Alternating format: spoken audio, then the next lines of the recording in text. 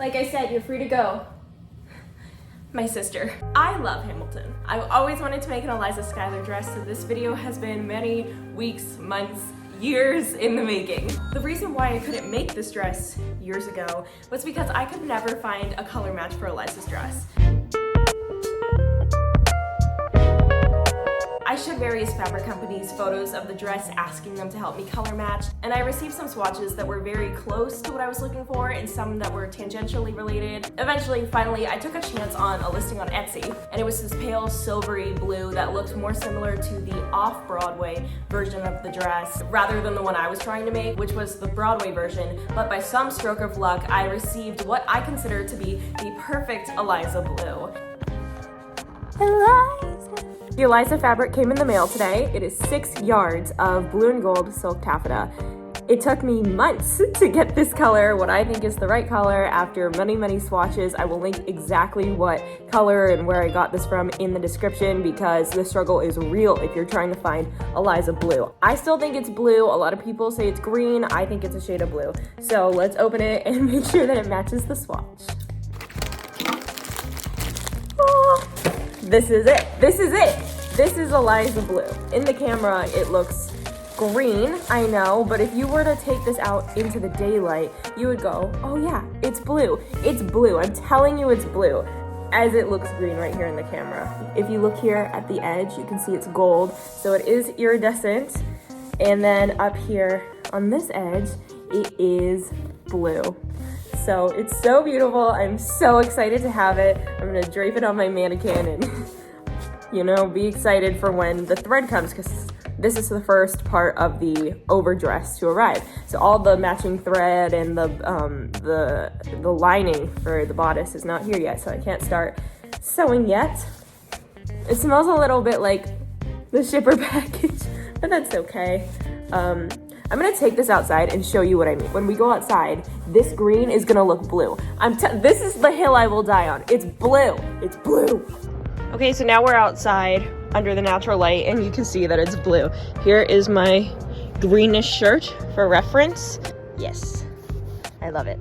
You can see here that the light drastically changes how the fabric looks indoors and outdoors. Inside, under warm lighting, it's more green, and then outside, it's pretty blue. I've linked the fabric in the description so you can check it out if you want. I don't want you to go through the same struggle that I went through for this. So with 6 yards of 100% silk taffeta, it's time to work on the underpinnings.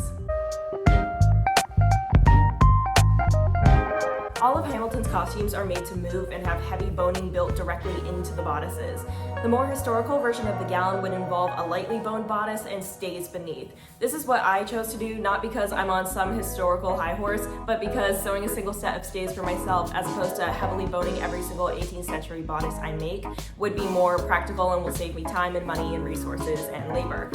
These stays are from a previous video, which I will also link below. The pattern I'm using for the Eliza dress is from Black Snail Patterns. It's very similar to the Helpless Winter's Ball gown, and if I decide to make that dress in the future, I will of course use that same pattern again. The pattern takes great care to be historically accurate and goes as far as to recommend certain historical sewing techniques, but I sewed this whole dress on a sewing machine. So all of my historically accurate choices are born purely of convenience. I had panniers from a previous dress and made a bum roll and petticoat off screen. The bum roll is just a simple muslin that I used for the mock-up, and then the petticoat is this soft organza that they use in the show.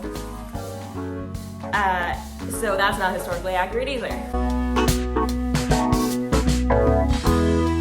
I thought the skirt was going to be the easiest part of the project. I needed to make some alterations to my skirt pattern to accommodate my panniers and overstuffed bum roll. The skirt itself is very large and uses approximately 4.5 yards of fabric. Silk taffeta is very, very stiff and it always seems like it wants to do what it wants to do. I also made a mistake, which you can see right here, and that's where you're supposed to cut the front of the skirt, kind of this crescent shape, to make it shorter in the front than in the back, and I double folded my fabric. I actually think I quadruple folded the fabric so that it was a small manageable shape, and so I cut that crescent shape through all the layers, meaning the top is indented and then the bottom is the inverse, and so the front is a little bit shorter than the rest, but it kind of looks intentional, so Pleating the skirt was a nightmare and I had to try it several times before I was happy.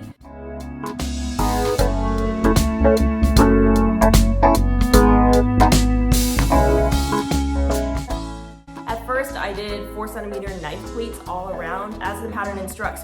Look at all those pins. That's a lot of pleats, my guy. I didn't even know I had this many pins. Wow. But after posting a photo online, I got some suggestions to widen the pleats at the sides and the back, but it's pretty flat at the front. While I've seen some unpleated historical dresses like this, I prefer volume at the front. The skirt is just about done. You can barely tell how much I pleated the skirt, which is annoying. Here's a spin. Whee!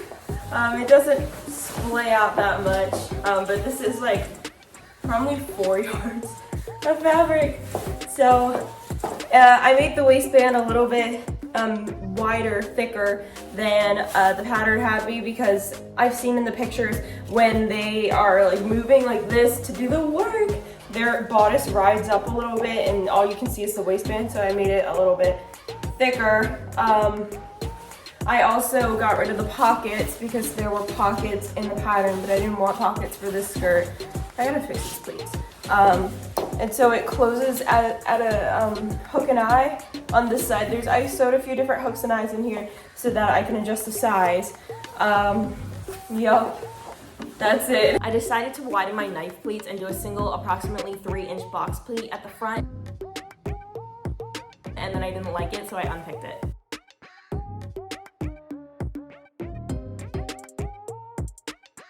And so I decided to leave the front unpleated, which I think is what they do in the show, and then have those knife pleats pointing towards the center on either side. And then I kept the back with the box pleats and the regular knife pleats. I also hemmed the skirt several times to get the look the way I wanted. I'm still not 100% happy with this skirt. So the skirt went from looking like this at the beginning to looking like this.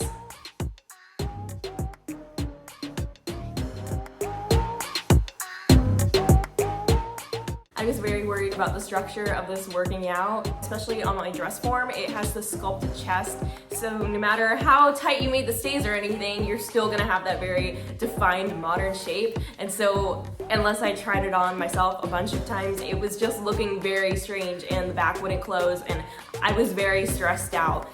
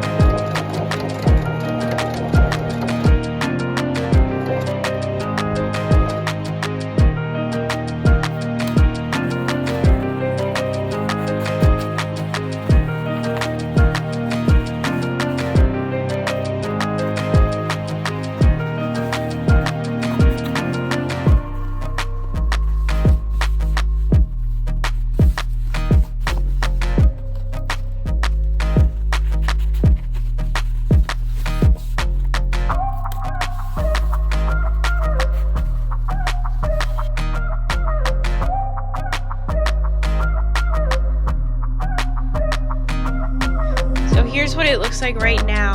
Here is the bodice lining. These are all the buttons. I added this extra tab because the Hamilton bodices have this very like prominent center front tab, so I did that. And this is 2 layers of lining, so it's the canvas and then the what is this? Twill, the cotton twill, and then this is the wrong way, so it'd be flipped the other way, and then the silk taffeta goes on top. There's only 4 bones in this entire thing because you can see it already takes the shape of the stays underneath, and because the stays are underneath, I don't need to bone this entire thing.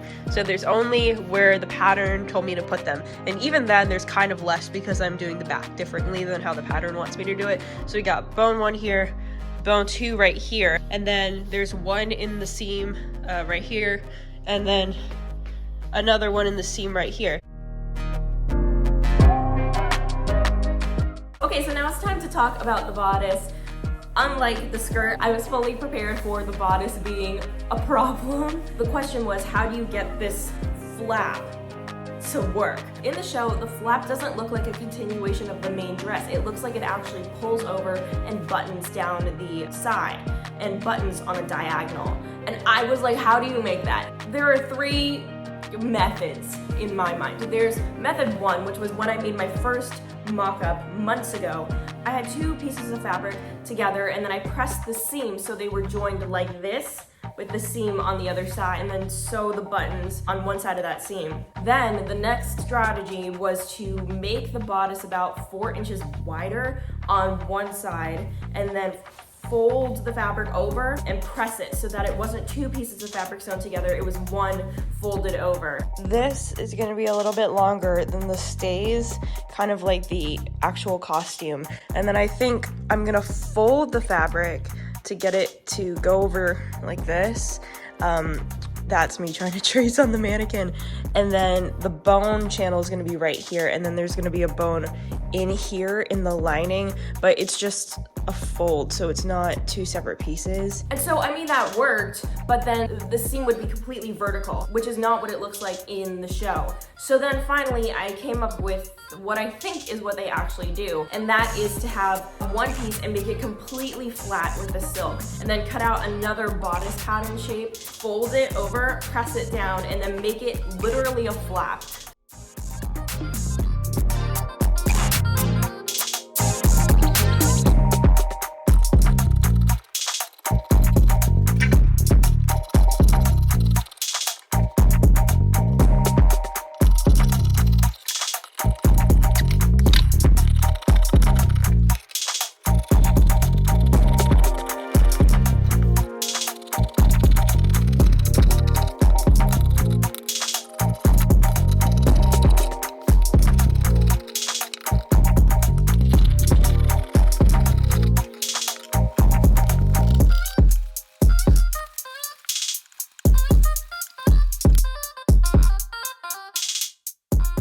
So it's joined here at this seam down the bodice.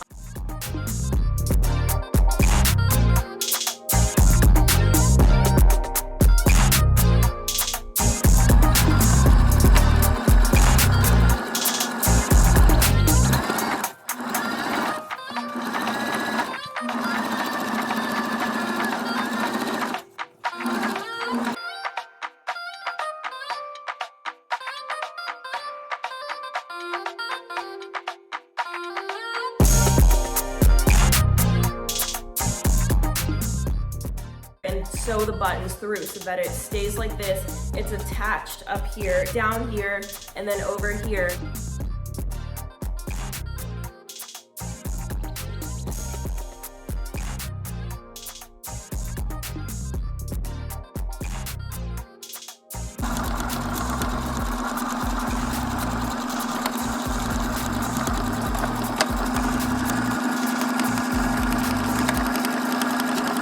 So this actually is a flap.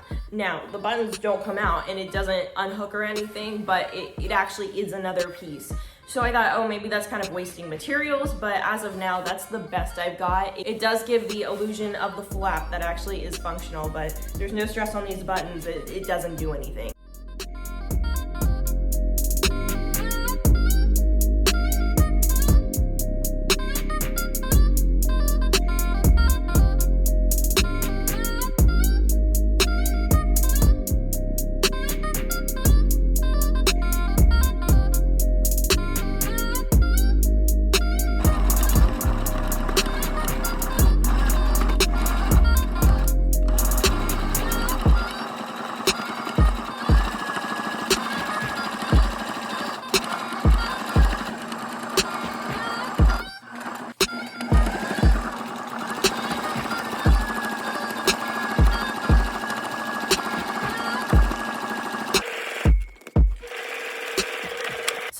sew in the lace. This is like 4.5-inch lace, and then this is about 2.25-inch lace, and it's all folded over like this.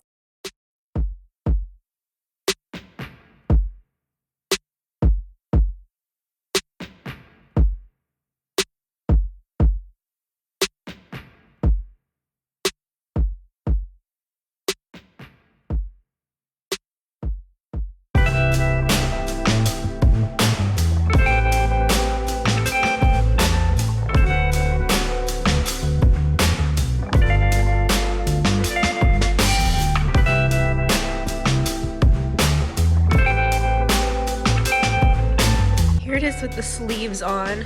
Of course, the sleeves are just pinned on. They're not sewn on yet. They need darts, and then the elbow dart right here. Other than that, it looks a little weird. Something that's freaking me out is that the unstoppable force that is the boning and the stiffness of this bodice and the immovable object that is the sculpted chest of my dress form creates this like pocket here, and so I always feel like I have to try this on with the stays in order to get it to fit properly. And that's why it's kind of sitting weird right now. Additionally, the back doesn't close because of the sculpted chest on here. I had another zipper in here, but I feel like I need a sturdier one, like the one in the show, even if it's less glamorous, to hold the weight of the fabric. Overall, though, it looks pretty all right. The silhouette is there for the most part. This is really throwing it off. I like the pleats. I really hope they stay put and don't come apart. But yeah, that's where we're at right now. Thank you so much for watching. Like this video if you love Hamilton, just like I do. Leave me a comment below on what dress I should make next. Living out my Hamilton dream. Work. I can hear the demons call when they do what they do, and now I feel like taking off, find a place with a view. The pain is never gonna stop if it's controlling you. I know that time can heal it all, I just gotta get through. I just gotta get through, I just gotta get through. Cause I feel like taking off, find a place with a view. The pain is never gonna stop if it's controlling you. I know that time can heal it all, I just gotta get through. Sometimes I feel like all is lost, but I know it's not true. I wanna put up all my walls cause I'm not in the mood, but then I cut myself off from the rest of the room. I know that time can heal it all if you're patient and soon. It can all be worth it, all the searching. Pain is never really permanent, but damn it hurts, man. I could feel all of the turbulence and it's concerning. I've been searching for a purpose, I hope it's worth it. This society is really trying me. Ain't no hide and seek, I hide to be far from anxiety. I need my space, I need my privacy, I need some silence, please. You're all too loud, you don't speak quiet.